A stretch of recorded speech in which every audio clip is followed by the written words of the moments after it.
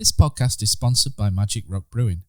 Currently, you can get free delivery on all orders over £40 and 10% of all online orders by using our code of TakesThatChance10.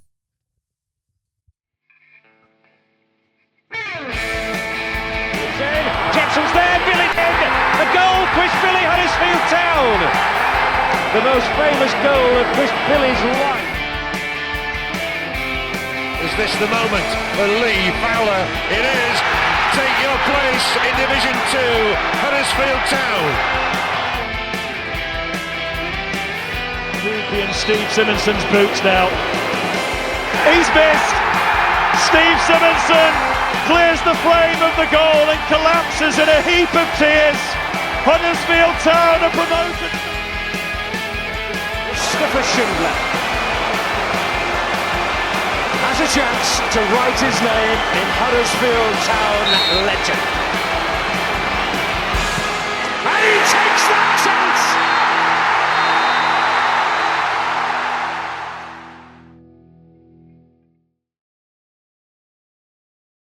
I thought that we needed another forward. I thought that it would be good if we could really pull a good name.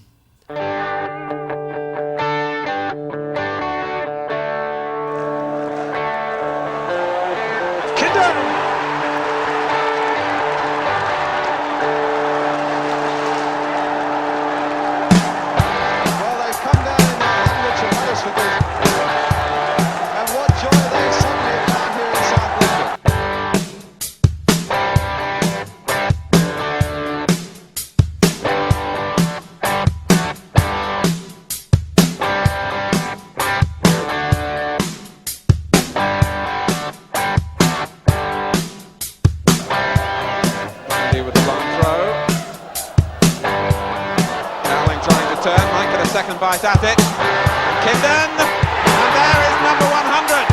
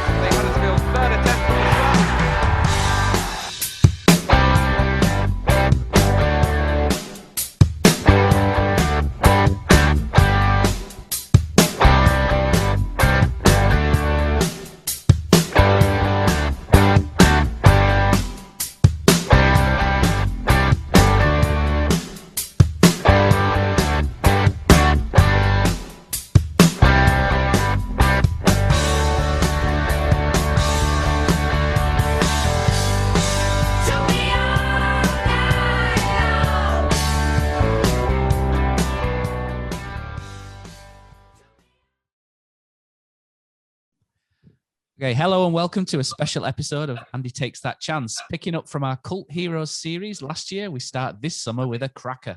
Joining myself, Matt Shaw, Neil, Phil and Dev, we have one of Huddersfield Town's all-time top cult heroes. It's Steve Kindon. How are you doing, Steve? Now we've managed to get connected. Very, very well indeed, Matt. Thank you. It's great to see you. How are you doing? I've had a really, really bad 18 months, to be honest. But I'm bouncing back a little bit. Good stuff. Good stuff. Yeah. Well, hopefully tonight we'll have some fun and we'll reminisce Good. About some of the good old times, and we'll hopefully have a laugh on the way. You've already made us laugh a couple of times, and we've not even got going yet. So I'm looking forward to this one. I thought it might be quite good to start with how you got into football, because you grew up in Warrington, didn't you? Which is a staunch rugby league territory.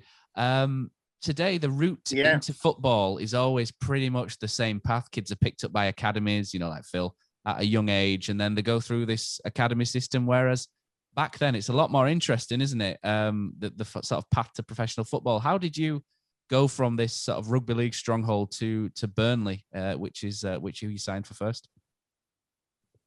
Well, you said rugby league stronghold, which of course it was. At primary school, I was born in 1950. So throughout after I went to school in 55, the next 5 years, I was at a primary school in Warrington. There were no football posts on the playground, or not the playground, on the fields adjacent to the school playing fields. They were rugby posts, and you didn't play football, you played rugby. And of course, it was rugby league, which went against the grain for my dad, because my dad played for England at rugby union. His brother, my Uncle Bill, he played for Great Britain at rugby league. So it was definite rugby family. So much so that when I was 8, I met a lad, I played with a lad for the next 3 years called John Richards, who of course went to Wolverhampton Wanderers, and I played alongside John for 5 years at Wolves. We were friends when we were 8-year-olds. When we both passed our 11 plus, John went to the local grammar school at Warrington, which played soccer. But my dad didn't want me to go there, and I didn't want to go there. So I went on the train every day to the next town closer to Liverpool, which is Widnes. And I went to Waydeacon Grammar School, where for the next 5 years, I played rugby union. And so that was my sport. And even now, I will tell you, I was a far better rugby player than ever I was a footballer. Rugby was in my heart, and rugby is still in my heart. When you leave school in 1965, 66, 67, you're leaving school at the age of 15, 16, and you have a choice. You're offered a contract to a professional football club, or you can go to work elsewhere every week and train for nothing. It's an amateur sport, rugby union. So really, it was the money side of things that attracted me to football when I was offered a contract. I had not, we've always put the jacket down and have a kickabout, but I've not had one organised game of football in my life until I was 16. Okay. I saw England win the World Cup. I'm sorry, I've just told you a slight lie there. I was 15 years and 11 months old. I saw England win the World Cup in the July, and I was taken with the excitement and the majesty of the occasion. I was a member of the local youth club, but I never played football for the team.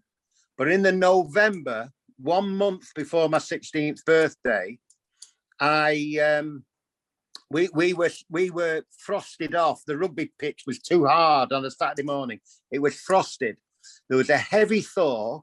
I went on the train home, having not played. My pals at the youth club had heard that I'd not played that morning, and they said, come and have a game of soccer with us. And I had my very first game of soccer in the November of 1966, a month before my 16th birthday. And 17 months later, I played in the first division. That's a rapid rise. That is absolutely rapid rise, isn't it? Very, very quick. Harry Potts, my manager at Burnley, told me in the December, I'd only been there 3 months at the club, and it was my 17th birthday, and he said, it was practically, Stephen, he always called me Stephen, it was practically a toss of the coin whether we signed you or not as a professional. I signed as a professional in the December of 67 on my 17th birthday. And in the April, I played at West Ham against Jeff Hurst, Martin Peters, and Bobby Moore, who had switched me on to football less than 2 years earlier. That's crazy. My next point really was that you started in a real golden age of football as well. It's just pretty much where colour TV, the colour TV and Match of the 70s, Bill Shankly, Clough, Best, Law, Charlton, like I say, Bobby Moore, Hurst, Frank Worthington, obviously. What a time to break through, in that sort of era, and Wolves also picked you up relatively quickly. It's sort of 1972, so you're quite young, and even though you 21. so you're still young there. Yeah.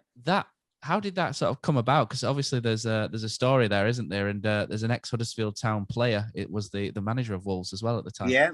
The Jimmy Glazard era, Metcalf era, the wing half of Huddersfield, a change of management at Burnley. Burnley had a very enthusiastic manager. And in the late 50s, early 60s, Burnley won the First Division, 1960, Cup finalist in 1962.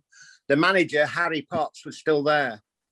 His captain was Jimmy Adamson. Jimmy was a very, very good coach. And he more or less said to the chairman, if I don't get promoted to be manager, I'm going to leave the club. So they pushed Harry Potts upstairs into a general manager's role, and Jimmy Adamson took over running of the team. And Jimmy Adamson and I didn't see eye to eye. It wasn't a personal thing. It's just that I needed a long ball over the top to exploit my speed and my strength. Jimmy wanted to play football, what I would call tip-tap, keep possession, which is very, very successful. And it's what all the clubs more or less employ now. Keep the ball, pass, control. But that nullified all my assets. And so he managed for a season, which I was in and out of the side, having been more or less an ever-present. I was more or less on the sidelines. He made me his substitute a lot of times. And when they were losing 1-0 with half an hour to go, he'd throw me on, and invariably we'd turn the game round. Anyway, that summer, it was in the summer, Bill McGarry came knocking on the door and offered what was then a record transfer fee paid by Wolverhampton Wanderers to take me to Molineux. Because I think I saw a story about this whereby was it quite a secretive, where they said you need to go into the boardroom to speak to Bill, and you thought it might have been another Bill, wasn't there? Well, yeah, because that morning I woke up and read the paper, and our friend Frank Worthington had just been turned down by Bill Shankly. Bill Shankly wanted to sign Frank, but he failed his medical. So I'm reading that. 11 o'clock in the morning, there's a knock on my door to say, come to the club, somebody wants to buy you. The chief scout takes me to the club, and he wouldn't tell me who it was. And when he got out of the car, Jimmy Adamson said to the chief scout, go into the boardroom and keep Bill company whilst I have a chat with Stephen. And I thought, oh shit, it's Bill Shankly. I'm going to Liverpool. And then Jimmy Adamson said, I've got Bill McGarry next door. I said, who? No, I didn't.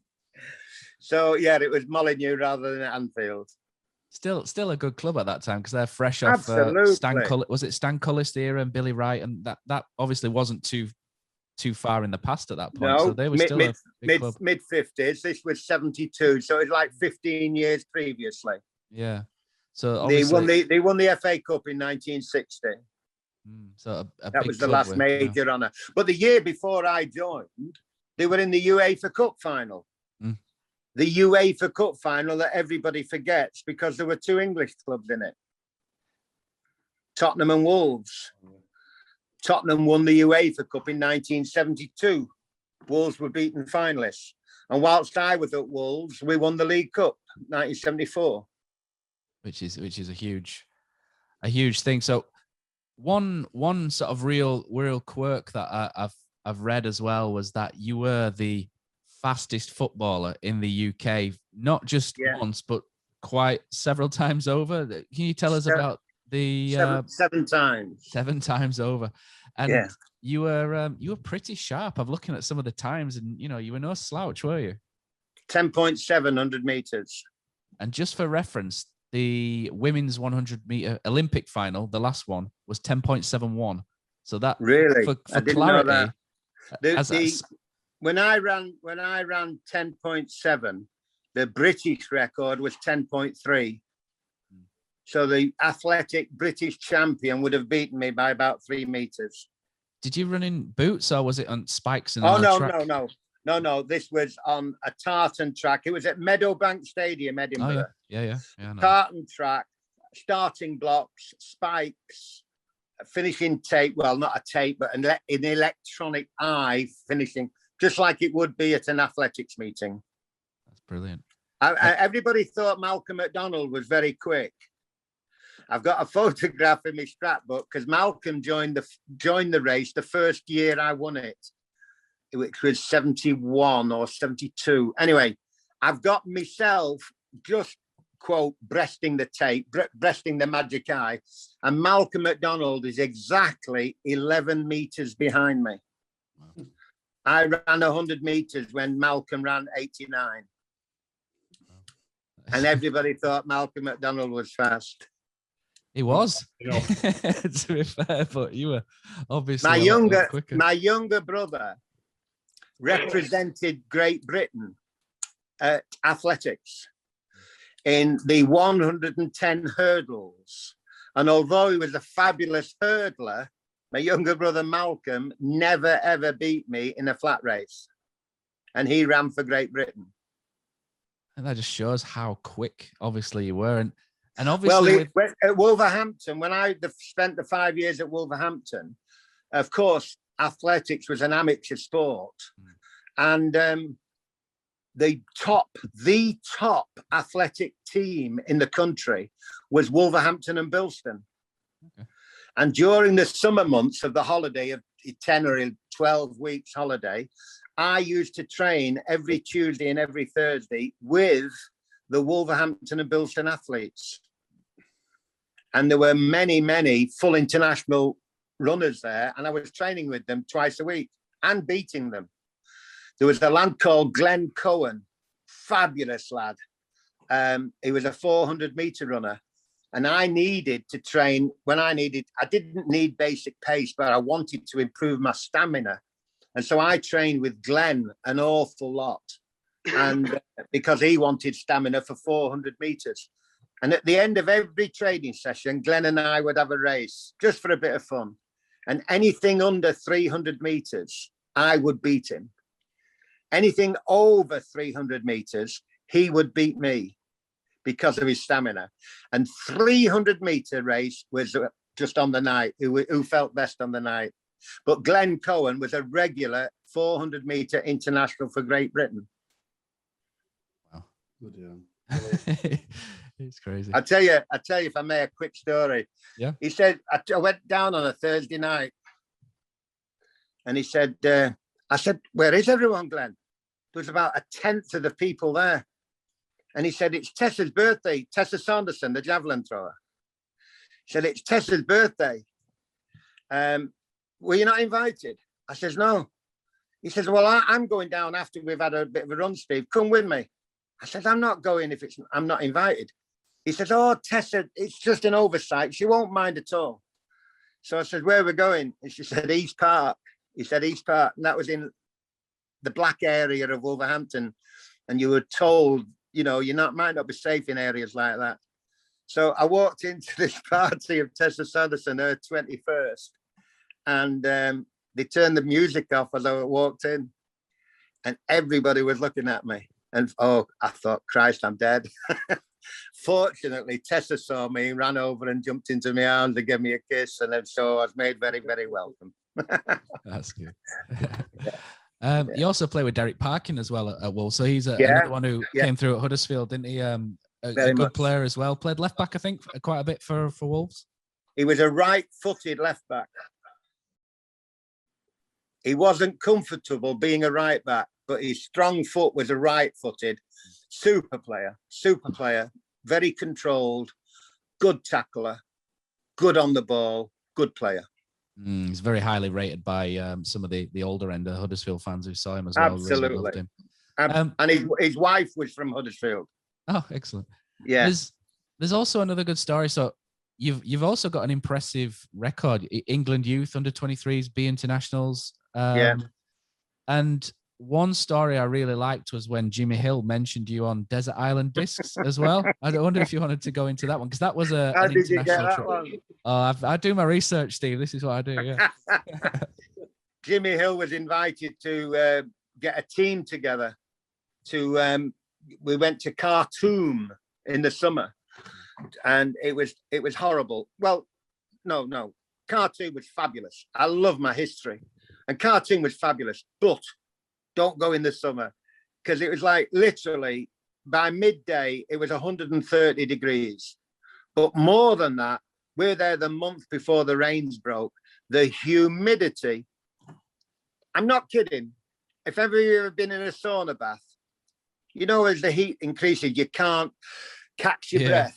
It was like that walking out in the streets anytime between 11 a.m. and 6 p.m. It was like that. And we're due to play these, the Sudan national side. We're due to play them at 8 o'clock at night. And they brought the game forward to 5 p.m. And we just couldn't breathe. And we're there more or less to show them how to play football. And they beat us 3-1, which shouldn't have happened. It's just we couldn't breathe. We couldn't run. Anyway, it was one of those coaches. We got a shower and nobody's talking and everybody's sad and a bit frustrated. We could have done so much better. And we're on one of those coaches that you're not looking forward and back. You look at the seats that are on the side of the coach. So you're looking at your pals. There's 16 seats on the left-hand side, 16 seats on the right-hand side, and your feet are in the corridor in the middle. And the coach set us off to take us back to the hotel. Jimmy Hill's the manager. There's people like Alan Hudson and Frank Monroe and international players.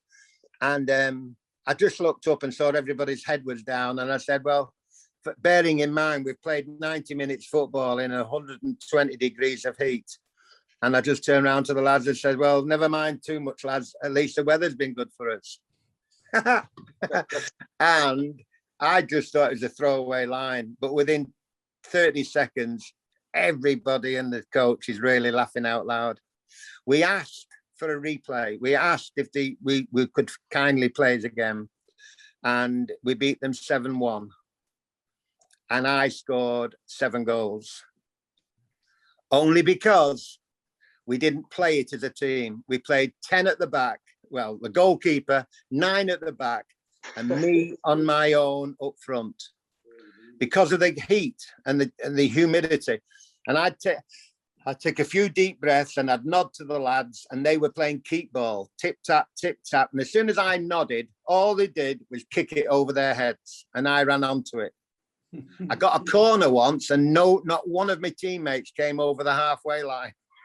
You must have been sweating a bit there. Absolutely. But when I say I scored all the goals, it was a natural thing to do because I was the only forward they picked. Brilliant. And then obviously you re-signed for Burnley just after that as well. Yeah. Again, it was change of manager. I played 3 years under Harry Potts very happily. Well, 3.5 years. And then Jimmy Adams took over, didn't see eye to eye. Played very happily under Bill McGarry for 4 years. And then Sammy Chung took over. And we did very, very well for a year. But then John Richards got a little bit of a knock early in the season. And he missed a week's training. And then when he was fit, no argument with this, but he went straight back in the first team. And about 3 weeks later, Kenny Hibbett got a little bit of a knock. And he missed a week's training, missed 1 game, and he went straight back in the first team. No argument whatsoever. 2 super players. Then I got a little bit of a knock, and I was out for a week. And Sammy Chung, the manager, said, I'd like you to have a run out in the reserves. And I said, well, John didn't, and Kenny didn't. So perhaps you don't appreciate me. So I, for the only time in my life, I put a written request in for a transfer. And the chairman came knocking on my door and asked me to rescind it. Sammy Chung came knocking on my door and asked me to rescind it. But I was a bit too proud, and I said no. And I went back to Burnley. And Burnley at this point, you look at sort of the history of Burnley, they've done so well through the 60s and 70s, and it's only really the 80s where they've hit the third tier for the first time, and they were a top 2 or top 2 division club for a long, long time. And I think when people think of Burnley, maybe they think of a similar to Huddersfield, spent a lot of time in the bottom 2, but that's not the case at this point with Burnley. They were I wouldn't say top side, but they were a club with a good tradition of being in the top division. Yeah. With you playing for Wolves and England youth and all of this, Huddersfield had been slowly dropping down the league. Well, not slowly. It was pretty quick, actually, wasn't it? Season after season, basically. Well, it's pretty quick. But all of a sudden, in 1979-80, Huddersfield's revitalization, if you like, is under the way. There's, Tom Johnston's been and gone, and, a couple of others. And all of a sudden there's a chap there called Mick Buxton walks into the football club and really grabs it by the tail, if you like, and shakes it and puts a lot of pride back into Huddersfield. And he starts building a team capable of pulling Huddersfield back up. And the story that I've read is that it got to around December time and he thought, we need another striker here. You, having played top flight football pretty much your entire career, to drop all the way to the bottom tier, it's almost unheard of, isn't it, these days? Why would you, I'm glad you did, but why would you drop from, the very top to almost the very bottom? It's a funny thing, is football. First of all, if I had it sum it up in 2 words, the answer is Mick Buxton. I liked him. I admired him. I respected him. But also he was prepared to pay me well. So, I'm not being funny. He paid me extremely well to leave Burnley and to come to Huddersfield. And I actually turned him down on one occasion, but he did come back 3 days later and I did decide to sign. But basically, the answer was respect and love for Mick Buxton. I knew he was a good coach, and that helped me. I've got to say that Bill McGarry including, I did phone about 9 different people to ask advice, and every single one of them said, don't go. Don't go to Huddersfield. He said, they all said. At the time, I started my career when I was 17. I'd played 9 years in what you and I would know as the First Division, what is now the Premiership. I'd played 9 years in the First Division and I'd played 2 years in the Second Division. And at the time, Huddersfield Town was 6th in the 4th Division, but looking good. And it was a gamble with my career, but I took it and I think it succeeded. No, I know it succeeded. I know it's going to say a tiny bit. Yeah, absolutely. Yeah. But, fantastic. And you struck up a brilliant partnership with Ian Robbins up front. And I think Fletcher was there, wasn't he, as well? And the wing supply of Dave Cowlin and Brian Stanton. And it ended up, I think, being a duel between Huddersfield and Walsall, was it, that year? Of who? Well done. Who got proud? Yeah. We were fortunate on the very last day. If we needed to win the game anyway, but even if Walsall had won the game, we were going to be runners up. But we won the game and Walsall drew the game. That was the Hartlepool game, wasn't it? So Hartlepool, yeah. It's like 47 minutes. 1-0 down at half time. Yeah, 47 minutes and 12 seconds apparently versus Hartlepool, and that's the 100th goal of the season as well. And Ian Robbins. Yeah, and apparently this is the only time Huddersfield have ever got 100 goals in a season. And right. What an achievement though to score that many in one entire season and well, I can't take a lot of credit for it. I was only there for half the season. I signed in that week just before Christmas. My birthday's the 17th of December. Christmas is the 25th. I signed in that week between my birthday and Christmas. My first appearance for the club was as substitute at Halifax at the Shea. I'm going to say as well, I'll just throw this in here. So Rob Stewart was very kind to sort of hook this me and you up, wasn't he, Steve? So at this point, I want to throw in that you can read a lot on that 79-80 season with Rob's book, the 101 Club as well. Book. Yeah, great, and that's in the club shop at Huddersfield if anyone wants to do that. Yeah, definitely get your hands on that. Especially Father's Day is coming up as well. Can I just say I've got a big decision to make, whether to sign my life away and join 4th Division Huddersfield. And after a lot of soul searching, I decided to do it. And Huddersfield Town,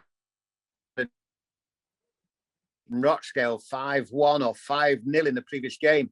And Mick Buxton called me into his office and said, look, Stephen, you were at Halifax on Boxing Day, but I can't change a team that scored 5. So don't get worried. You're here for me for the rest of the season. But I'll have to make you my substitute on Saturday. Well, I fully understood that situation, of course. And if you know the Shay, there's a speedway track there.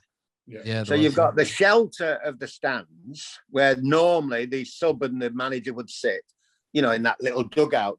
But at Halifax, you've got the speedway track, and then the dugouts are out, exposed, and they're like little sheds almost on the halfway line, on the sideline, the touch line. Well, as being substitute, it's my duty that it's bitterly cold day, very windy day. And these, you know, so I'm going around my new teammates, Dave Sutton and Keith Hanvey and Andy Rankin and Malcolm Brown and David Cowley, Mickey Laverick. They're all there wearing a tracksuit, warming up. So I've got to take these tracksuits off my new teammates and go back to the dugout. And so you can tell I'm very, very heavily laden down. And it was a very windy, rotten day. And just as I got to the dugout, it blew over.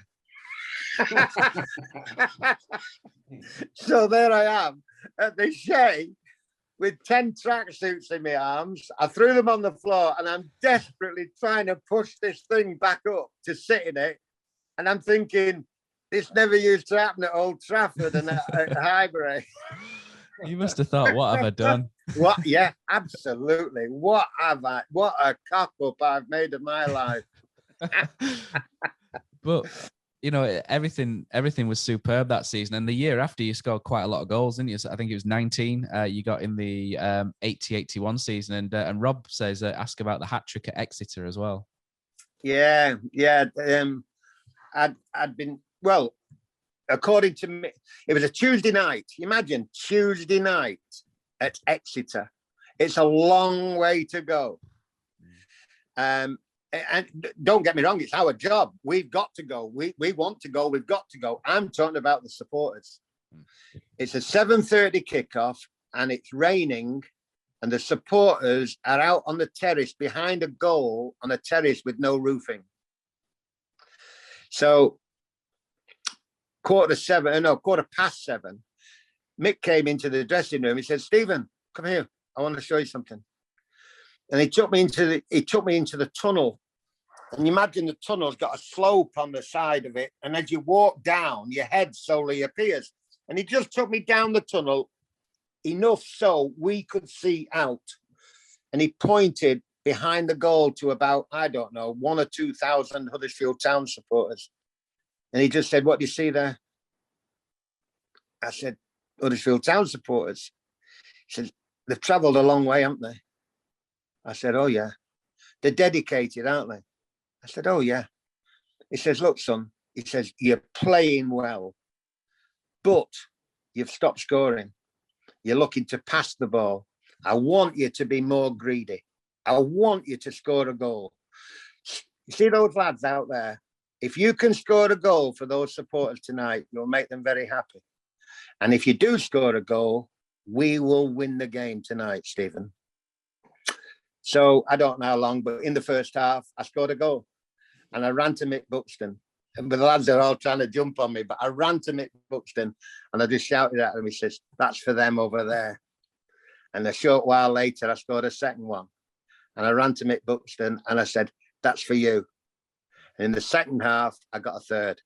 And the lads are trying to jump on me, but I ran to Mick Buxton. I said, that one's for me. So, yeah, Mick Buxton inspired me. What was it like to work for them, Mick Buxton? Because, you know, we only see from the outside. But as a fan, you know, when you listen back to him, and I'm sure Neil and Dev have got a lot more experience of listening to Mick Buxton than I have. Well, maybe a little bit. I remember him when he came back the second time, you know, at Huddersfield in 92, 93, that season. Yeah. I've only seen clips of him on the End of an Era video as well, but he says things which, as a fan, you know, you can really get on board with, you know, how he says, you know, you've got to take pride in the area, you know, the area, the kit and everything. What was it like to actually work under as a player? We never actually saw a lot of him. You got to realise that a football manager in those days, Alex Ferguson once said to me, I was doing a speech at Old Trafford, and he once said to me, when I joined this club, I had a staff of 6. He's not on about the secretaries and the doormen and all that. His staff. And he told me he had a first team coach, a reserve team coach, a youth team coach, 2 physiotherapists, and a chief scout. And that was his staff to run Manchester United. When he retired from Manchester United, he had 33 people on his staff. At Old Trafford, the first team squad have 2 dietitians telling them what to eat and what not to eat. 2 dietitians for 25 footballers. Why 2? Why not 1? I don't know. What did they do all day? I don't know. But he had 33 staff climbed up from 6. So when Mick Buxton was manager at Huddersfield Town the first time, we very rarely saw him, because a manager in those days, he had to view and see prospective players who he wanted to buy.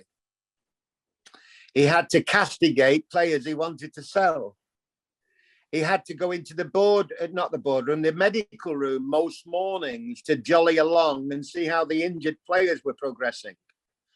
He had to go into the board meetings to try and plead with more money for the squad or whatever he may be pleading for. And so he had a very comprehensive job. And the training of Huddersfield Town in those days was very much in the hands of John Hazelden, his right-hand man, who had been previously caretaker manager of Huddersfield Town. And so we saw John every morning. We might have seen Mick 2 or 3 mornings a week. And even if we saw him for 2 or 3 mornings, it was probably for half an hour, not the full 3 or 4 hours. But I do believe, in Mick's case at least, that, call it absence, probably made him a better manager. Because when he said something to you, it was more meaningful because you weren't listening to the same voice all the time. I don't mean to be disrespectful to any other coaches, but, you know, Mick had come in and just drop a pearl of wisdom and it was enough. No, that makes sense. Completely makes sense. Yeah. That season, you actually hit a landmark, didn't you, as well, against Chesterfield? And if you watch the video, it's a little bit lip readers beware, isn't it? I know. I'm afraid so. My mother never forgave me for that.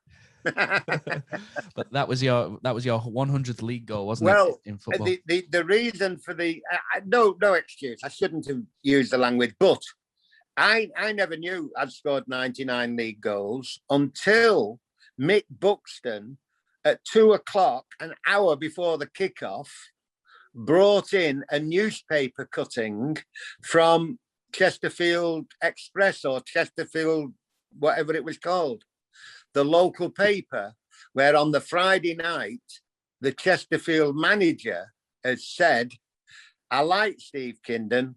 He's a funny lad. He's a good player. He's a great lad to have in your team. But I'll tell you something, he'll not score his 100th goal against us. I'll make sure of that.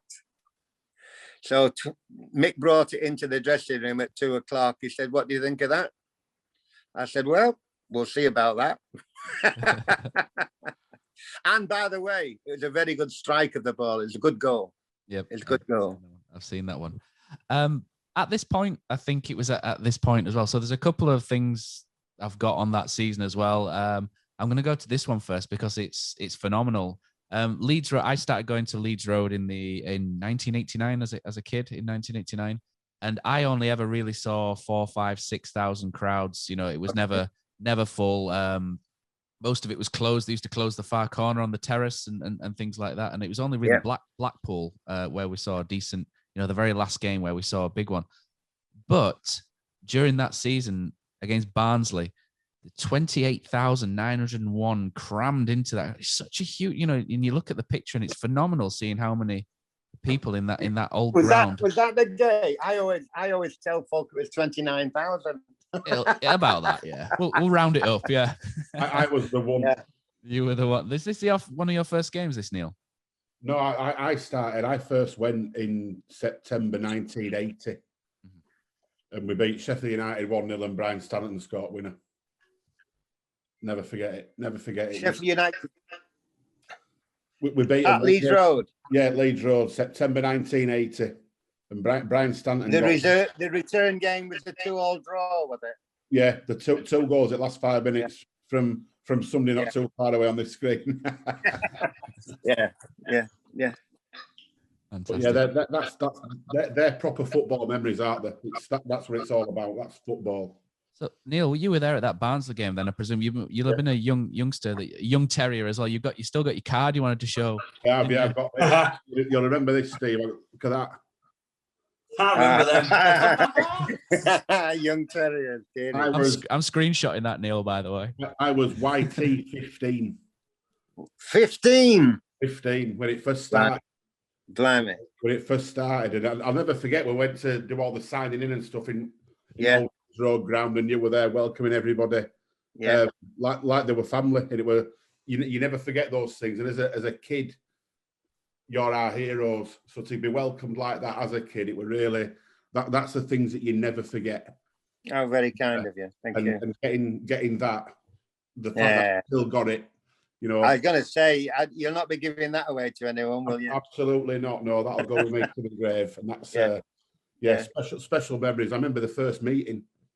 We played Millwall at home, February '83. We beat Millwall 5-1. It were on match at day. Wonderful. So wonderful. Stuff like that you just never forget. The young terriers were a big part of my life growing up. I think it's been a good thing for the football club, hasn't it? Absolutely, yeah, absolutely. And it was a one-off, the first and only of its kind. Yeah, it were unreal. You go to the sports centre, and I were in the Ray Wilson team, and we won with that season, and we played outside, and the lingering smell of vinegar from having sausage and chips for his dinner. Then the proper memories out there, and it's getting on double-decker bus down to the ground, all singing on bus, and fantastic. Yeah, just fantastic. There were three things that I helped to create for Huddersfield Town after my football career that I'm very, well, four things really, but three in particular that I'm very, very proud of, and one of them is the young terriers. Yeah, well, that got young kids like me hooked. Yeah. Into the blood. Why we still go now? You know, you're blue and white forever, aren't you? So it's sure. Thank you for that. Phenomenal. I've got two neighbours here. I live at Lytham St Anne's near Blackpool. Yeah. And not particularly neighbours. Two lads I know very well, and one of them was born and bred in Leeds, and in his heart is a Leeds United supporter. Yeah. But because of the distance, he's got a season ticket at Blackpool. Yeah. He loves his football, and he'll tell me, "Look, I'm a Leeds supporter, but I've got a season ticket at Blackpool because I love my football." Yeah. And in just the same way, one of my best mates around here, born and bred in Newcastle, he'll always be a tune, he'll always be a black and white, but he's got a season ticket at Blackpool. Brilliant. And I love that sort of atmosphere. I love the fact that they like football so much. Don't get me wrong. I mean, Blackpool just got promoted, and they're very, very chuffed with that. They do love Blackpool, but Davey, my best mate round here, if Blackpool played Newcastle, deep down, he'd want Newcastle to win. Yeah, absolutely. Because, and in just the same way, with you, with the young terriers, you'll never, ever, ever lose that heart feeling, will you? No, never, ever. It's just, it's built in. It's built in. And we're the people that are allowed to hate the club as much as we love it, but hate in a hurting way rather than a hating way, if you know what I mean. It's, absolutely. Well done. That's what football does to you, and that's a lot down to people like yourself, Brian Stanton, Malcolm Brown. Yeah. That's what I was brought up on, and that's real. I remembered a story actually about that crowd of 29,000. It was a massive crowd, and we ran out. We were playing towards the open end for the first half, the cowshed for the second half, and we're playing the open end. And as we walked off the pitch at half time, Keith Hanvey, our number 6, our central defender, he just turned to me. He says, "Kindo, I've not touched the ball once. Bloody hell. He says, you're joking? No. He says, I have, out of play. I fetched it for a throw in. I went and got the ball and I give it to Freddie Robbins. I give it to Freddie, he said, for a throw in. I've not touched the ball once on the pitch. That's the dominance that we had over Barnsley that day. Unreal. 45 minutes was practically all in their half. Unreal. And it just so happened that... Anyway, I maybe took it with a pinch of salt. But of course, we had the video in those days that we covered over after 1 week. But we watched the video together on the Monday as a team. And he was right. He never touched the ball in the first half. Amazing stat, isn't it? Really unreal. Yeah. Do you want to jump in here, Dev? You're muted at the minute. Sorry. So we'll just unmute Dev. There you go, mate. He's still muted. There he is. My first season was the 79-80 season, and I was 10 years old. And to try not to embarrass you too much, it was a case of when we played football in the junior school at Paddock, it was always Baggy Kindon for me because I was always a big lad as well.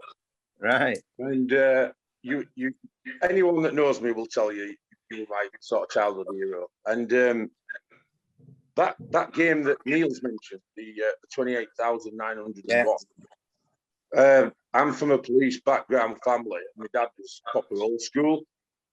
And when Dave Cowling scored that looping header to make it 1-0, everybody rushed forward and I got crushed. And I think I was either 10 or 11 at the time. And I remember thinking, try not and cry. Because my father had let me come down to front rather than stuck with him. And anyway, I was in absolute agony and I was crying. And he said, Gio, what's up with you wet flannel kind of thing? And we got home, I'd broken my rib cage. Oh, no. So my father's there saying, dust your sen off. And I was 10, 11-year-old with the broken ribs. But I also did the young terriers thing. I loved it. The whole, like Neil said, going down to the sports centre in the morning time. And you used to have to walk past the frying pan, which are opposite Johnny's. Yeah. And, you went in and you sat with your group. And then we did that Blackburn thing, Steve, where we walked to Blackburn. Then we did the pitch one where we did a full circle. That was 83. The 82 we walked to Blackburn, 83 we did one. That's right. But one sticky memory, which I've told Matt about, was we played Sheffield United and you wore a skull cap. You remember it, Steve? Yeah. And they had a centre half, and I'm pretty sure it was called McPhail or something similar to that. McPhail, yeah. Yeah, I've never seen a man more petrified of a bloke in my life of what he was that day. Because, like I keep telling these lads, I'm only guessing at 15 stone, but you were a big fella, and you were coming at such rapid pace. Yeah, yeah. Defenders literally did shit themselves. Yeah. And like you said earlier, it was a ball over the top by Cowling on the left if you played slightly left of a front two, or Stanton had feed it you over the top and you were away, and you just knew that the net were having it at that point. Right. So it's an honour and a privilege to really speak to you today. But before I bore you any further, I'm just happy to listen to everyone else. I did 20 years at police. I don't know if you quite see this, Steve. Can you? Blimey. Now, that was my leaving present from the Huddersfield CID, knowing how much I thought about you. And when I interviewed you for Dave Sykes about, it was while Lee Clark was here, so it did 10 years ago. But we did it over the phone, and I was kind of hoping that you could sign it for me, but we did it over the phone. So if you're ever in Huddersfield... absolutely. I really do need that signing. Matt, sorry, not Matty. When this is over, have a word with Matt. Yeah. Get my mobile number. Yeah. Give me a ring, so I've got your mobile number. We're due over in Home Firth sometime in the next 3 or 4 weeks. Oh, brilliant. if you could spare 10 seconds. Absolutely. Man, it costs you a beer. I'm sure you could extend to a round, Dev, can't you? We're not meeting on a side street somewhere. We're meeting in a pub. I know. Very quickly. Get some crisps out of him as well, Steve. Make sure you get a packet of crisps as well. All right. Just very quickly before I go, one other thing that sticks in my mind. I went everywhere with my father at this point, and we once went to an away game, and I said to Josh, my friend, earlier on, I just can't remember where it was, but I think we just signed Mickey Kennedy, who had this big sheepskin kind of coat on. Yep. And I distinctly remember one of their opposition fans asking my father who you were, and my dad said, "That's our secret weapon. We let him out for the last 30 minutes. You won't know what's in you." And you came out and you scored, and I'm pretty sure it was Stockport or Don. It could have been Doncaster, but I just can't remember for definite. And I was sub. You were sub, yeah. Not happy about that. No, I was sub when I came on at Sheffield because I'd had this horrendous. Yeah, you were. It could have been that first season, Steve, though, possibly. The only time I was sub then was at Halifax. Was in it? my debut game. Yeah. Right. Unless I've got the wrong side of the story, but I just remember a conversation saying that's our secret weapon, and looking at their centre half's face, thinking, "Shite, what do you do with this?" kind of thing, you know. I'll tell you all a funny story about the Sheffield United away game. It was on Match of the Day, wasn't it? Yeah. So I've had this horrendous injury, an elbow, which it shattered my cheekbone. And I've been out for 2 or 3 weeks. And then I had fashioned the skull cap, which would protect it. But I wasn't very happy wearing that bloody thing. Anyway, for no good reason, on a Saturday morning, I hadn't played for 4 weeks or something. I woke up early on the Saturday morning. I lived in Burnley. And I thought, oh, sorry, I'll go to the game this afternoon.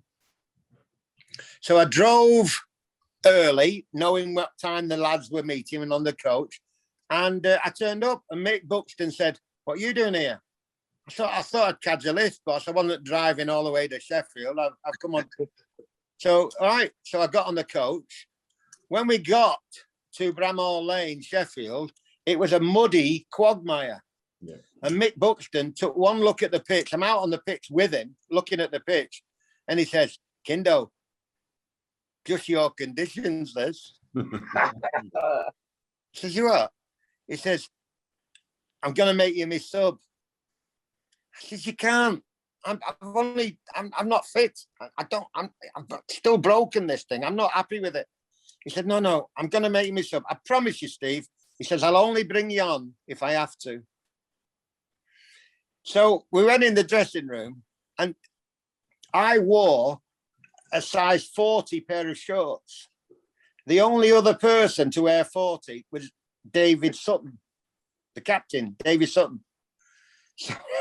So I know what's happening. None of the lads know I'm going to be sub.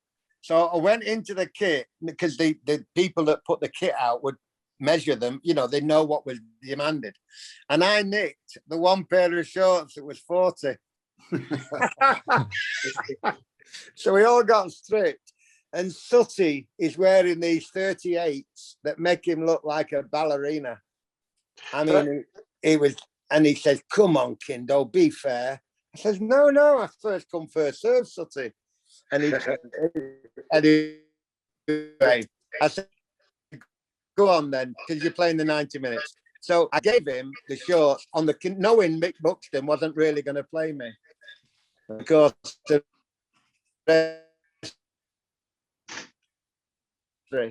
we were 2-0 down. I've got the video of me goals, but unfortunately, I don't like to show my family because I'm wearing 38 shorts and they look rather short. Yeah, but Sutty was happy. You could always hear Sutty, couldn't you? He always used to squeak when he won his headers. Absolutely. What a brave man Dave Sutton was. I always remember, Steve, correct me if I'm wrong here, I might have imagined this, but I don't think I have. I'm pretty sure that I've seen you warm up at Town before a game in a Burnley claret jumper. Might well have done. I'm convinced that this has happened. Might well have done. I can't just imagine that from nowhere, can I? I'm also pretty sure that I'm not sure if it was Frank Worthington's testimonial. And I'm pretty sure it was Frank Worthington's, and you came out and it were pissing it down. And we played it after the game on a Saturday, and you came out with a brolly up. Well, aye. Brilliant. What's wrong with that? It was raining. It just won't happen nowadays, would it? It just won't happen. No. Neil, do you remember Mr. Kindon hitting the crossbar that time that's still wobbling now? I've got it written down here. Penalty against Fulham, 8 bar, went back to halfway line. It did. I've told Josh this tale many a time, and I'm sure he thinks I'm exaggerating. I've got it written down here. Penalty against Fulham. I don't know why I remember that either. Yeah. It was just hero status from there on in. You haven't got the program. You haven't got the program of the match. I probably have. Somewhere. Have you got the program of the match? I probably have somewhere. Yeah. Well, you have a look at that, and it's not my fault I missed the penalty. I took 14 penalties in my career, and I scored 13. The Fulham game, it's 25-3. I'm sat in the loo. I'm sat on the toilet. Sometimes you didn't need to go to the toilet, but you just sat in there just in case. And I'm reading the programme. And in his wisdom, George Binns, the company secretary, who was a great guy for the club, George Binns decided to have in the programme 4 photographs of Steve Kindon converting a penalty. First, yeah. And one of them was down low to the goalkeeper's left. So again, I know that the goalkeeper, and of all things, the goalkeeper was an ex-colleague of mine from Burnley, Jeff Parton. So as I'm putting the ball down, Jeff was shouting at me, trying where you go to me left, know where you're going, go straight down the line. And I ran up, it's straight down the line. Jeff dived low left, but it just went a bit high, and they reckon it bounced off the crossbar, and they reckon it landed in centre. It was definitely back on halfway line. It nearly ended up an own bloody goal.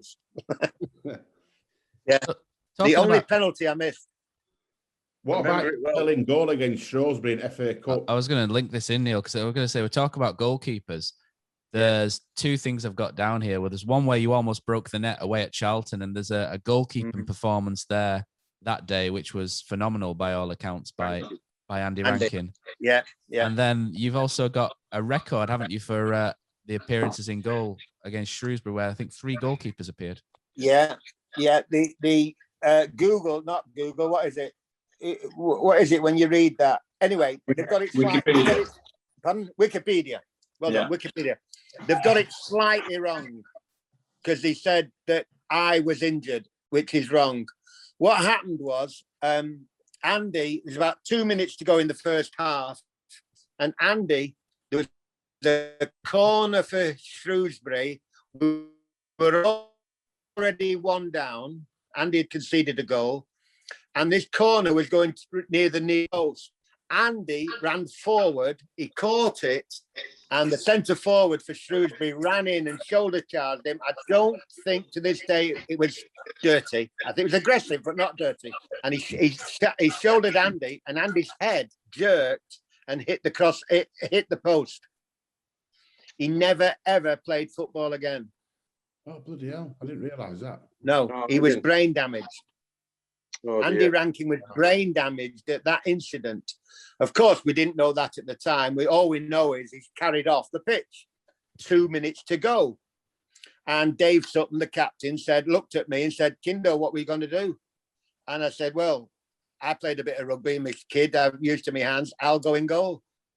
So I went in goal for the last 2 minutes of the half because we didn't know if Andy was coming back on.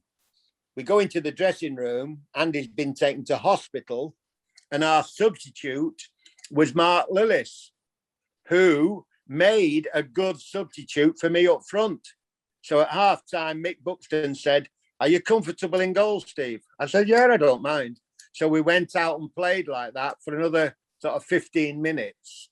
But unfortunately, I conceded a goal. By the way, an unstoppable shot.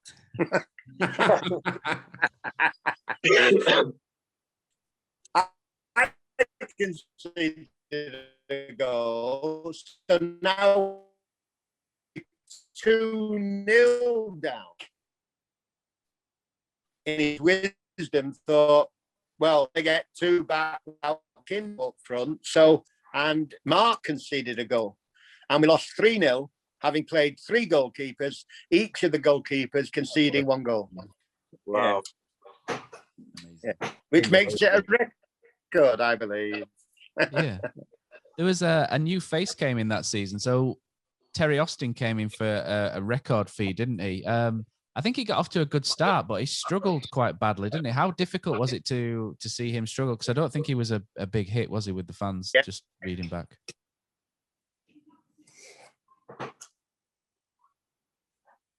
He wasn't a big hit in the dressing room. Okay. He was a little bit arrogant. And we were arrogant. It was also difficult for him because Ian Robbins and myself did make a good partnership. If you ask Mick Buxton about his signing Terry, he'll always say, "Bloody hell, I signed Brian Stanton, I signed Ian Robbins, I signed Freddie Robinson, I signed Canby, I signed Steve Kindon. I want to talk about his bloody Terry Austin." He said, "One bloody mistake in here." So bad, Mick, Mick realizes it wasn't his best move. Yeah. I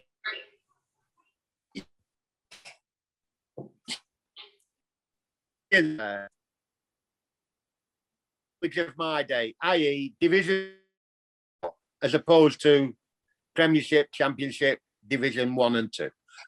In language of my day, if you're in the 4th division and you want to be promoted, in my opinion, you've got to have 4 or 5 players that really should be playing in the 3rd division. You've got to have a nucleus of players capable of playing in. If you're in the 3rd division, you expect to be promoted. You've got to have 4 or 5 players good enough to play in the 2nd division, etc., etc.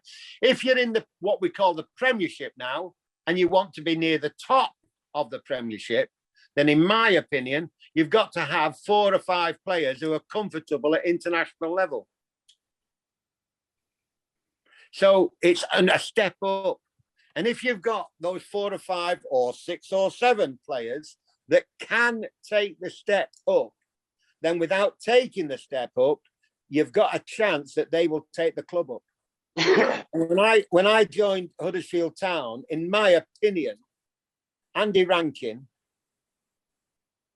Malcolm Brown, Keith Hanvey, Mickey Laverick, Brian Stanton, Ian Robbins and David Cowling were all capable of playing in the higher division with comfort, not struggling in Division 3. And in actual fact, 2 years later, I'd retired, but the nucleus of that side took the side into the Division 2. Yeah. Yeah. Mally Brown went to League 1, didn't he, with Newcastle? With Newcastle, absolutely. Yeah. And got a ruptured Achilles tendon. Yeah. Like I said, the 81-82 season is when you retired, isn't it? Sorry. Say again? Carry on, Steve. It's fine. I was going to say 81-82. Yeah, I was going to say that's the season where you got a couple of injuries and you had to retire at. Was it 30 that you had to retire at? Here's a good question for you all. When did your career finish? When you've played your last game, or when your contract expires? Good question. Not bad. I played my last game of football in the October of 81. And in December of 81, I would have been 31 years old. So in effect, I stopped playing football when I was 30 years and 10 months old. But you know how the calendar year ends on December the 31st and your tax year on April the 5th. Well, your footballing year, your contract always expires on June the 30th. To sign a 4-year contract, it would end on June the 5th, whatever it would be, 2025. So my contract, although I stopped playing football in the October, I was 31 in the December, and I was contracted as a professional footballer by Huddersfield Town until until June the 30th, by which time I was 31 and a half. But in that season that I had to retire with injury, so did Richard Taylor, a goalkeeper. So did Ian Robbins chose to retire. Freddie Robinson got an injury that had to retire. And I was trying to get fit. And believe it or not, I was cycling over the hills. And I said to George Binns one day, when by this time it was my birthday and I knew my career was over, I said to George Binns, is there anything I can do to help the club? He said, what do you mean? You can go home, because that's what you do when you're injured. You stay at home. You're not going to play again. Your career's over. I said, no, there's only 2 people in the office. Let me help the club. So we invented this thing for the programme, and we called it Kindon's Corner. Remember it well. With a big K. Kindon's Corner with one big K corner. And the idea was that the fans could write into me and I'd do a Jim will fix it, you know. I said, this doesn't involve selection of the team. I can't do anything about that. But, you know, if you're not happy with any aspect of Huddersfield Town, this is what I wrote. Don't go telling your mates in the pub. If I don't fix it for you, then tell your mates in the pub. And it was very, very successful. And off the back of that, when I was leaving the club 6 months later, the chairman offered me the job as commercial manager, which I started to do. I did that for 5 years. Yeah. And started the golf. We always had a golf year every day. We started the walk to Blackburn, which was very successful for the disabled area for the disabled. And then, of course, the young terriers. And just before I left, the other thing, what did we call it? Where you not a president's club. Patrons. The Patrons Association. Yeah, I started the Patrons Association. And that got ripped off me. That got usurped. It's not happened what I wanted to happen. I thought we could become the first club that was policed and owned by the supporters. And my idea for the Patrons Association was that, let's say, it doesn't matter what I say, the aim was perhaps 1,000 members. And that 1,000 members would elect their chairman. And their chairman, the chairman of the Patrons Association, would automatically become a director of the football club. Okay. Sitting in on board meetings, making decisions on behalf of the supporters, making the decisions for the club, who to sign, who not to sign, who to let go, whether to open that part of the stand or close that part of the decisions that directors make on behalf of the club. But for once, the players, the supporters would have a say, probably outvoted by the other directors a lot of times, but at least they'd have a say. And that's what's my ideal for the supporters, for the Patrons Association. That sounds I'm afraid it got watered down. It sounds a good idea. Can't let those pesky fans get too involved, can you? One of the problems, of course, with it is that, you know, somebody off the terraces gets to know all the players' wages, which you know, can be a little bit difficult at times and that sort of thing. You know. If you elected the right person, though, that wouldn't happen, would it? Sure, absolutely. Barcelona's owned by its fans. Yeah. It is. A lot of Spanish clubs are like that, aren't they? And there's a few English ones as well. Steve, is that we could have potentially been as good as Barcelona. No. Hold on. I'm joking. I know you are, but listen. Perhaps not on the field, but there's nothing at all to prevent Huddersfield Town being as good as Barcelona off the field. No, they didn't. People. Nothing at all. Barcelona have a fabulous thing that I've taken to the club, and I've taken to Burnley, I've taken to other people, and I want them to do it. And they won't consider it for some reason. And it's a fabulous way to raise money for charity. And Wolverhampton Wanderers may be adopting it soon. They're trying to get it through. Barcelona players, if you sign for Barcelona, on the contract, everybody's contract at Barcelona, you agree to give 1% of your salary to the ex-players association. My appeal to the club would be half of 1%. Now, you were at that out, lads. Let's just say, well, you tell me, not the best player, not the top player. What wage at Huddersfield Town for a regular first team? 15 grand a week? Yeah, probably. 20 grand a week? It'll be a lot. 30 grand a week? Just hit me with a number, lads. About 20. 15. Yeah, probably 15, 20. No one bited? 15, 20. 20. Let's, at this level. Let's use 20. £20,000. 1% of that, help me. You're on your own there. 200 quid. Yeah, it's about that. Yeah. Half So a half a percent, percent, 100 half quid, a innit? percent, 100 quid. Yeah. Right? It's not to them. That's what I'm saying. If you're earning £20,000, £100, by the way, it's tax-free. So he's not getting taxed on that £100. It's coming out at gross. So it's actually only costing him 52 quid, 55 quid, whatever it is, 57 quid. But the charity's getting 100 quid. Let's say there's 15 players getting that money. A lot of brass. The charity's getting 1,500 quid. Yeah. That's per week. So the charity is getting something like £70,000 a year. Not bad, is it? And that's just with your top 15 players.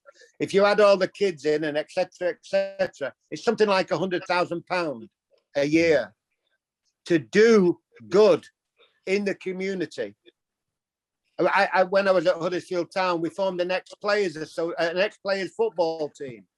And we used to go around the local Sunday League teams. But the charity, we always asked for money, and they thought we wanted money, 500 quid. And they thought I was going to split it between the lads. No. I got the 500 quid for taking the players for a Sunday game.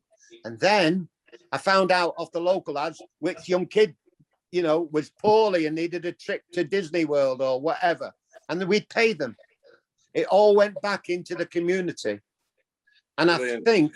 I think if one club grasped this nettle and said, right, we'll make it a condition that half of 1%, anybody wanting to sign for Huddersfield Town pays half of 1%, which is a pittance, then all of a sudden the charity could be £100,000 a year better off.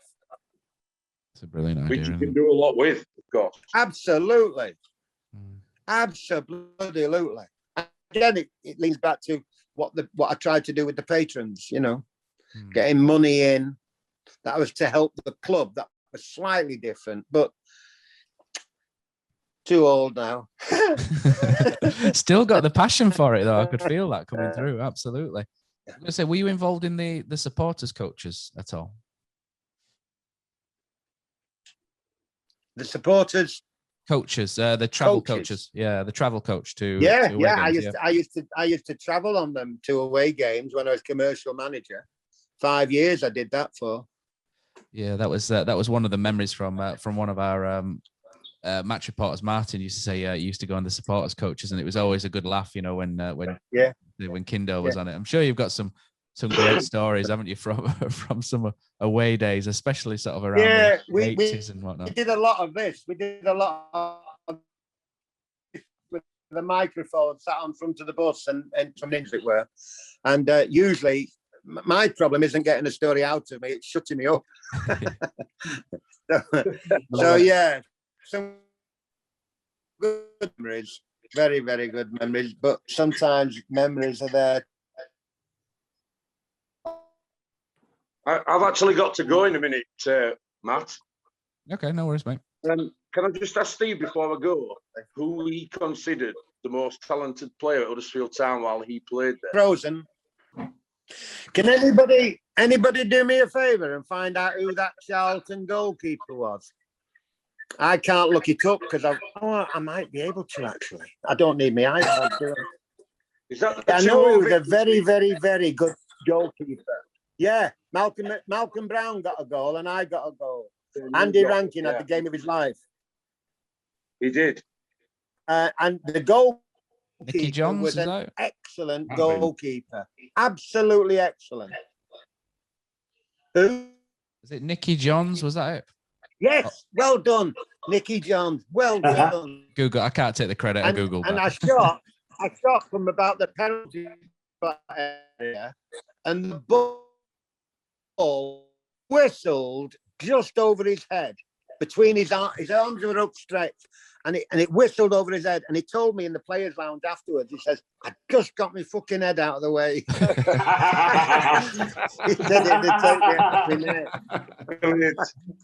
Right, Steve, I've got to go now. I just want to ask you before. Okay, big man. Don't forget. I won't. I just want to ask you one number question. And give me a ring sometime tomorrow. I will do. I just want to ask you one question. Who was the most talented player you played with at Town? Yeah. At Huddersfield. Because I know you played with Mel Eves, George Berry. Yeah. You know, at Huddersfield, who was the most talented that you played with? At Huddersfield? Yeah. I would go in his position, Malcolm Brown. So. Malcolm was a bit of a freak.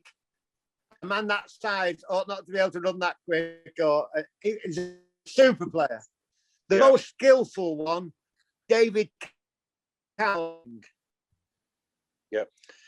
David was the pet boo boy for the crowd. I realised that.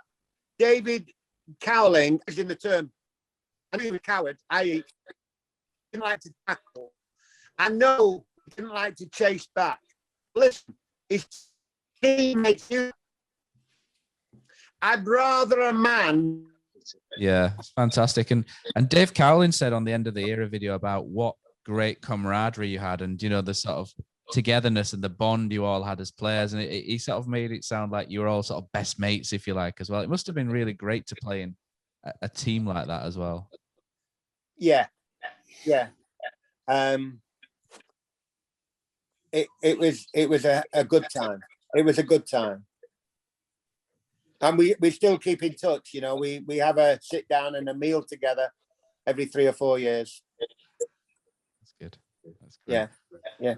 And there was one story actually. I think just sort of towards the end of your career, you came up against somebody maybe just at the start of his in a testimonial game, and someone Phil knows very well. In a young Peter Jackson, didn't you? I just wonder if you tell us the story when you first met Peter Jackson. It was Lord of Peter. I forget his name. Peter is a goalkeeper for Bradford City.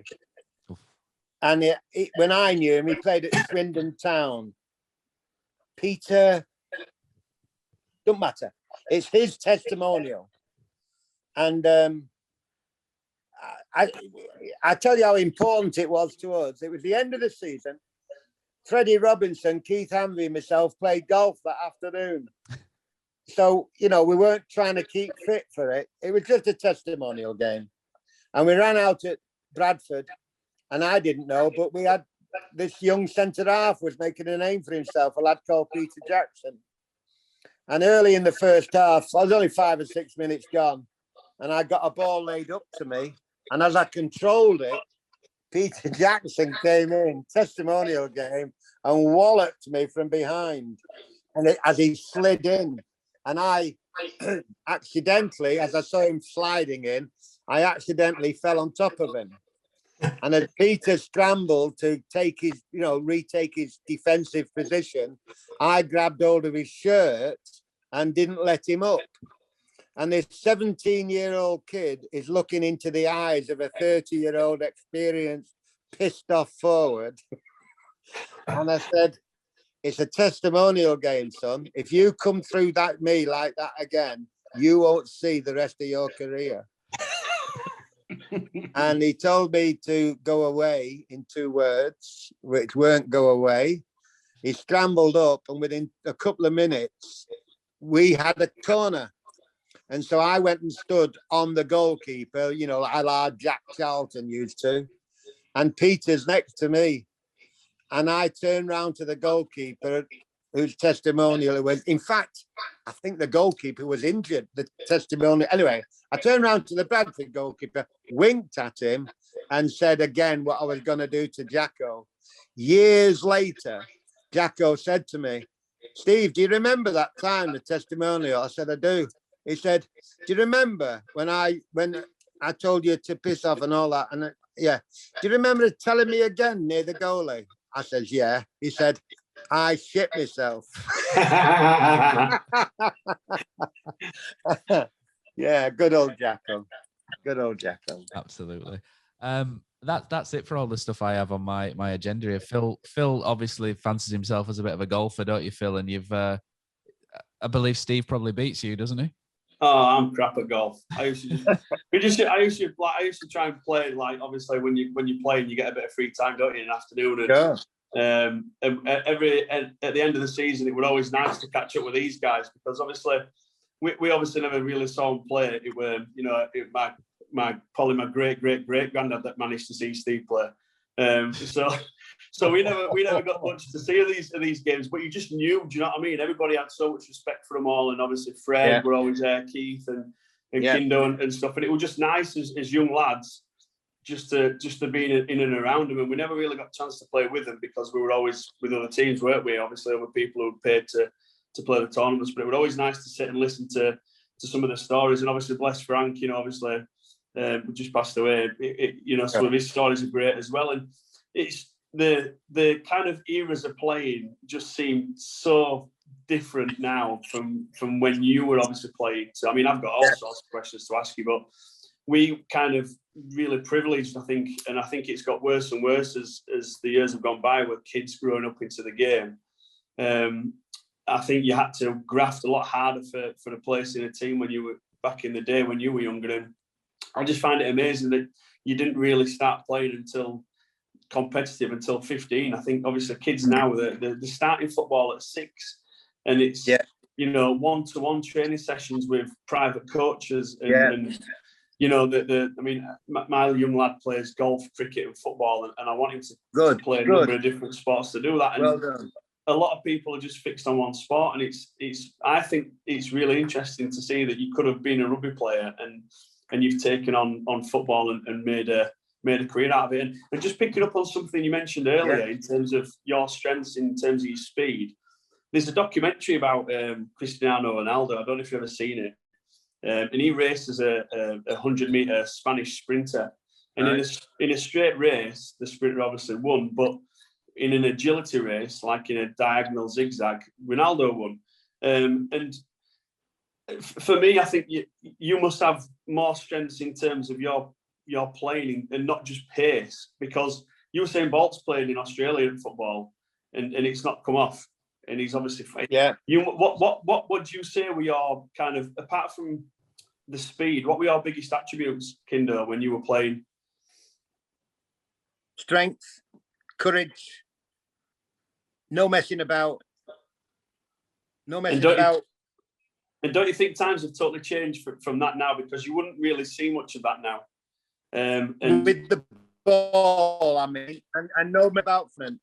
Yeah, it's funny you should say that, and I haven't related this little story for 40 years. The way you mentioned about Ronaldo losing on the straight sprint. Yeah. When I was at Burnley, there was a Burnley lad, or just outside Burnley lived, a lad called Malcolm Yardley. Now Malcolm won an Olympic, not gold, an Olympic medal for Great Britain in Rome in 1960, when he was a member of the 400-meter relay team. So his strength is 400 meters. Yeah. Okay. He used to come in and spend an hour training the Burnley first team, morning a week. Hey,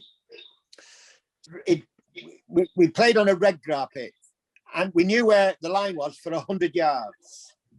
Okay, he'd have trainers at each end of this 100 yards, and there'd be 5 or 6 of us every 5 seconds. Malcolm would say, "Go." 15 seconds later, the coach at the far end said, "Go."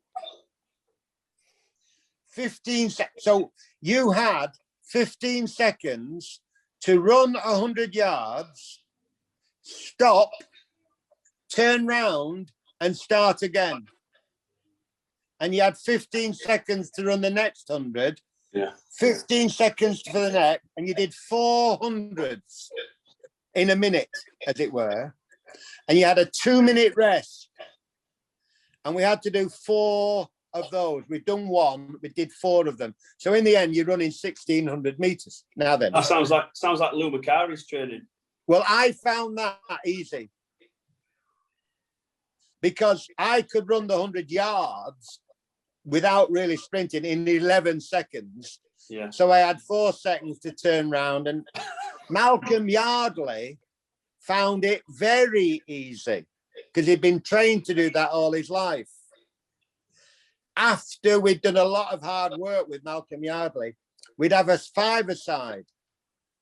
After 5 minutes of 5-a-side, Malcolm Yardley would be puffing and panting. Yeah. Because he had to stop and backpedal and run side to side and run up. And then all of a sudden, somebody's giving him an elbow in his chest. Yeah. And then he staggers a little bit, but he's got to run back now, running backwards to defend himself. And then he's got to run forward in a little sharp, and he was knackered. Yeah. And 5-a-side for us was like a joy. It was a game. It was playful. And that's what I mean. So, yeah, I've not, until you said that about Ronaldo, I'd forgotten that story about Malcolm Yardley.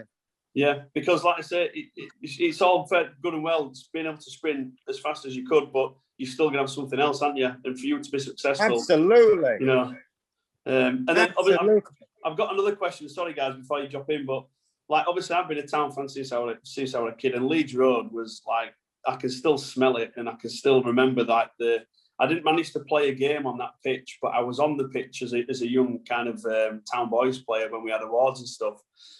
And I'm privileged enough to be able to play on the John Smiths. But what was it like playing on Leeds Road on a Tuesday night under the lights? Because that place, when I was in the stands, were just ridiculous. It was just such an amazing place. But just to play on that pitch in a competitive game, I know it might not sound much to anybody, anybody else who's played in the league at hybrids and stuff. But what were your feelings about Leeds Road when you were playing there? Well, without being arrogant, please forgive me for this. It was. What car do you have? A Kia. A Kia. What's the best car you've ever had? A BMW. Right. When you first got that BMW and your mate said to you, you've had it a year, and your mate said to you, "Oh, what's it like to be able to go home in a BMW?" You'd probably turn around and say, What do you mean, what's it like? It's my car. Yeah. It's my car.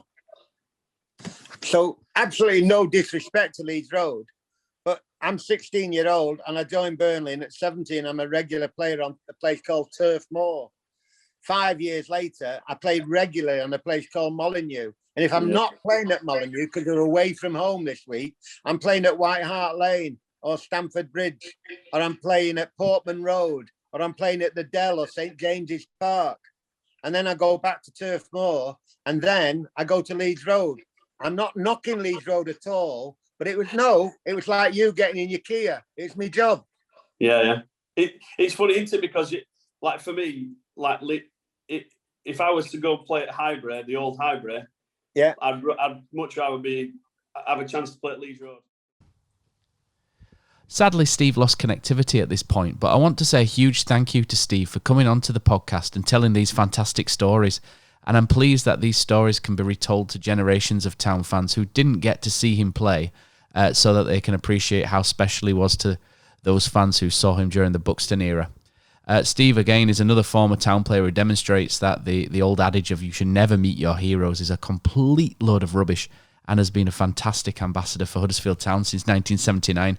And he continues to be to this day, where he was a real pleasure to speak to on and off recording. So thanks for listening to this episode. And if you do like these type of episodes, please let us know, and we'll be sure to do a couple of more if this is the type of content that you guys want to hear. So thank you, and a big thanks to Steve, and I hope you've enjoyed it.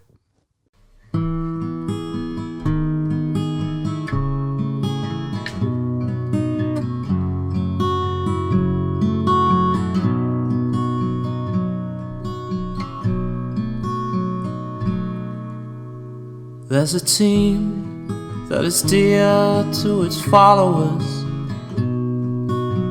The colours are bright blue and white.